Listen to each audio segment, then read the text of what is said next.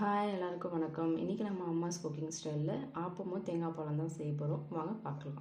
இதுக்கு நான் தேங்காய் பால் ஃபஸ்ட்டு நான் ரெடி பண்ணிக்கிறேன். தேங்காய் பாலுக்கு நான் ஒரு முழு தேங்காவாக எடுத்து அதை நான் உடைச்சி பீஸ் பீஸாக கட் பண்ணி நான் இதை ஒரு மிக்ஸி ஜாரில் இப்போ நான் சேர்த்துக்க போகிறேன். இதை நல்லா நம்ம ஒரு 2-3 ஓட்டு ஃபஸ்ட்டு எடுத்துக்கணும். அதுக்கப்புறம் நீங்கள் பார்த்தீங்கன்னா ஒரு 3 ஏலக்காய் நான் இதில் வாசனைக்காக இப்போ இதில் ஒரு 3 ஏலக்காய் நான் சேர்த்துக்க போகிறேன். இதிலே சேர்த்து நம்ம அரைச்சோம்னா அந்த தேங்காய் பால் ஃப்ளேவர் நல்லாயிருக்கும். இப்போ பார்த்திங்கன்னா நம்ம நைஸாக அரைச்சி எடுத்துட்டோம் இல்லைங்களா. இதை இப்போ நம்ம ஒரு ஃபில்டரில் வடிகட்டி எடுத்துக்கணும். இதில் உள்ள அந்த பால்லாம் நம்ம ஒரு ஸ்பூன் வச்சு நம்ம இதை ஃபில்ட்ரு பண்ணி எடுத்துக்கலாம். பார்த்திங்கன்னா நல்லா நான் ஃபில்ட்ரு பண்ணி இப்போ இந்த தேங்காய் பால் எடுக்க போகிறேன். நான் 2 முறை தான் தேங்காய் பால் எடுப்பேன், அதுக்கு மேலே நான் எடுக்க மாட்டேன். பார்த்திங்கன்னா 2வது முறையும் நான் இப்போது அரைச்சி எடுத்துட்டேன். நம்ம 2 முறை அந்த தேங்காய் பால் அரைச்சி எடுத்தால் தான் அதனுடைய அந்த திக்னஸ் இருக்கும். அவ்வளோதான், தேங்காய் பால் ரெடி. இப்போ நம்ம இதில் இனிப்புக்காக வெள்ளை சர்க்கரை தான் நான் இதில் சேர்க்க போகிறேன்.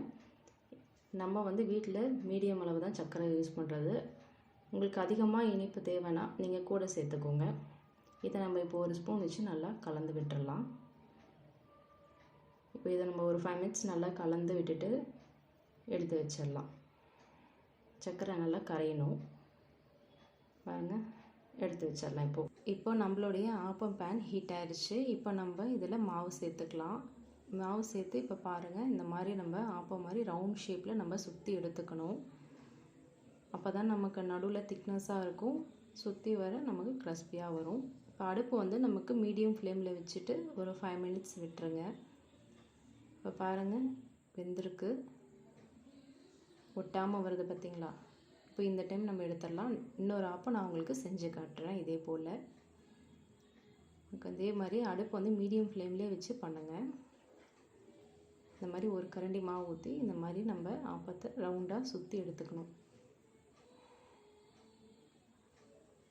இந்த மாதிரி நமக்கு ஓட்டியாக வரப்போ நமக்கு மாவு கரெக்டான பதத்தில் இருக்குதுன்னு அர்த்தம். நம்ம இந்த மாதிரி சுற்றி எடுத்துகிட்டு மூடி வச்சிடணும் ஒரு 5 மினிட்ஸ். பார்த்திங்கன்னா நல்லா வெந்து வந்திருக்கு. இப்போ இதை நம்ம சர்வ் பண்ணிடலாம். நம்ம ஏற்கனவே செஞ்சு வச்சுருக்கோம் இல்லைங்களா தேங்காய் பால். இப்போ இதை நம்ம எடுத்து ஒரு பவுலில் ஊற்றிக்கணும். ஊற்றி இதே போல் மார்னிங் பிரேக்ஃபாஸ்ட்டு உங்கள் வீட்டில் எல்லாேருக்கும் செஞ்சு கொடுங்க. எல்லோரும் என்ன சொல்கிறாங்கன்னு மறக்காமல் கமெண்ட்டில் ஷேர் பண்ணுங்கள். லைக் பண்ணுங்கள், ஷேர் பண்ணுங்கள், சப்ஸ்கிரைப் பண்ணுங்கள்.